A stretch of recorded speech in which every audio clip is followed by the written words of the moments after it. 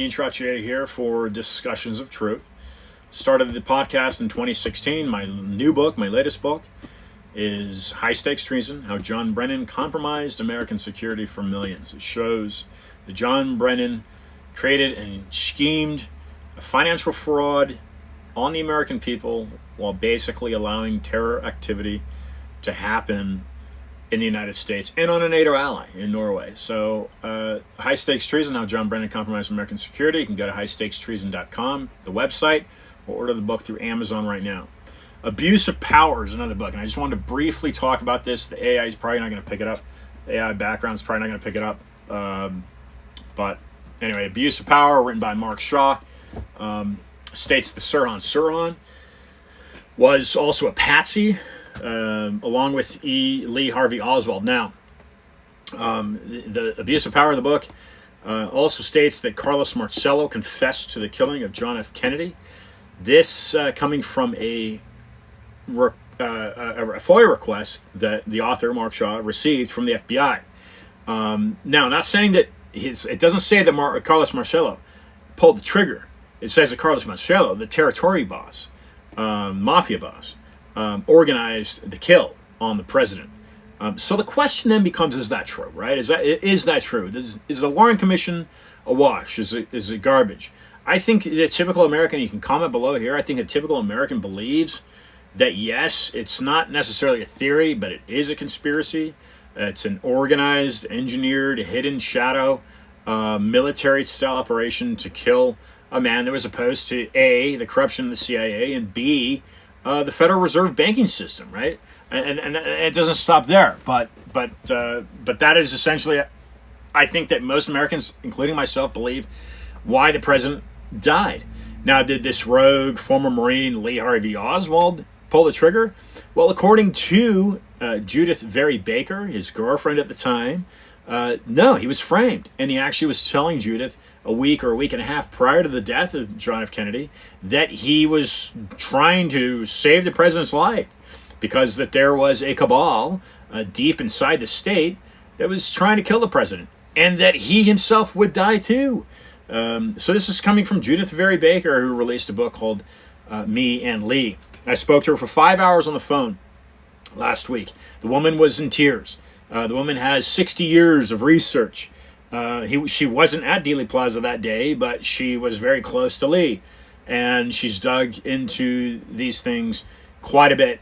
As a matter of fact, if you Google her name, you probably find a picture of her standing with Oliver Stone, who has endorsed her on many levels. However, the recent congressional hearing on this was Oliver Stone and Jefferson Morley basically coincided with aligned with the Warren Commission report. Now, Mark Shaw, author of Abuse of Power, and Judyth Very Baker disagree with the Warren Commission. They think it's simply theatrics, and it's a cover-up of what really happened that day. According to Judyth, there were 8 to 11 shots fired that day, and what we can see via this Zapruder film is clearly that the head of the president is struck from the front and it goes to the back. Jackie gets on the back of that Lincoln Continental looking for what seems to be fragments of her husband's head. That's what it looks like on the Zapruder film. Don Rather, when he was with CBS, seems to have stated that the shot came from behind and that his head went forward, thus implying the Zapruder film was somehow manipulated. I don't know. I haven't spoken to Dan Rather. I've just spoken to Judyth.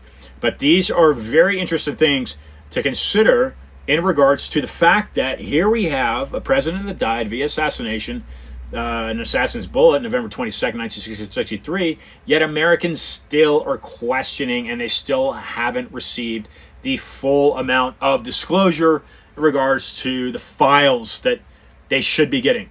Americans should be getting the release of those files now. What is it, 62 years later?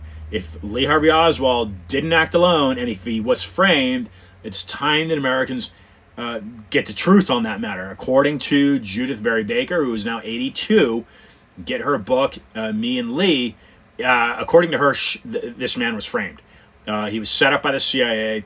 He was a patsy. He probably knew too much. In fact, a week and a half prior to the president's killing, he was telling Judyth that they were trying to kill the president He was seemingly trying to somehow save the president's life. Who knows what went on that day with the book depository? Who was telling who what, and who was in what position for what reason? Things that the average person, as myself, have no clue what's going on. I have never served in a war. I've never served in any type of CIA, FBI, NSA operation. I don't know these types of things. I'm simply a citizen asking questions. That's simply all I am. And again, high stakes treason. How John Brennan compromised American security. I would order it right now on Amazon. It shows, yes, it's my work, but all the intel on it and the crux of the research on it was handed to me by a former FBI agent. So it reads like that type of report from an FBI report, and that's why he couldn't put his name on it. He needed an independent source like myself to put their name on it. So I did. JFK, Sirhan. According to author Mark Shaw, Sirhan is also innocent, and it seems that RFK Jr.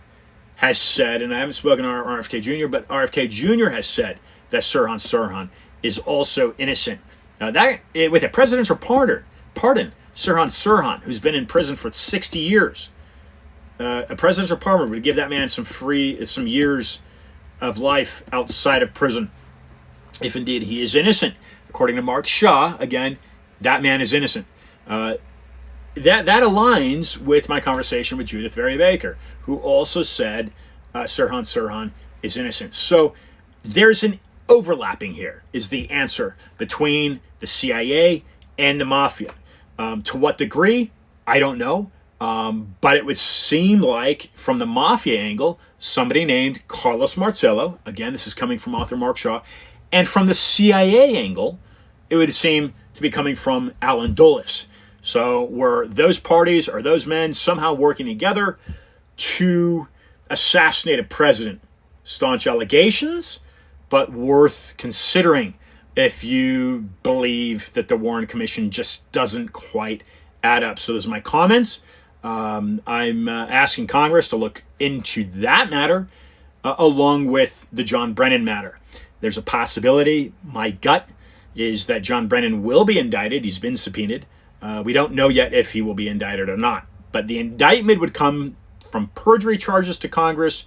There could be a separate indictment, which I'm pushing for in regards to the research presented to the American people through high-stakes treason. That'd be a totally different indictment, I believe. But John F. Kennedy is quoted as saying he wanted to splinter the CIA into 1,000 pieces back in the early 1960s. There's good reason for that. And what has changed in this country in regards to the possibility that the CIA has been infiltrated? Not a whole lot. Americans continue asking questions. This is Ian Trottier for Discussions of Truth. Oh, let me say, a baseball fan. I'm wearing a Red Sox hat. Barry Bonds still being left out of the Hall of Fame. Mark McGwire being left out of the Hall of Fame. Jose Canseco, Roger Clemens being left out of the Hall of Fame. Yet a guy like Jeff Kent gets into the Hall of Fame. And Pete Rose being left out of the Hall of Fame. Baseball, Major League Baseball, you've got some issues. Okay, for Discussion of Truth, I'm Ian Trottier. IanTrottier.com, highstakestreason.com. Talk to you later.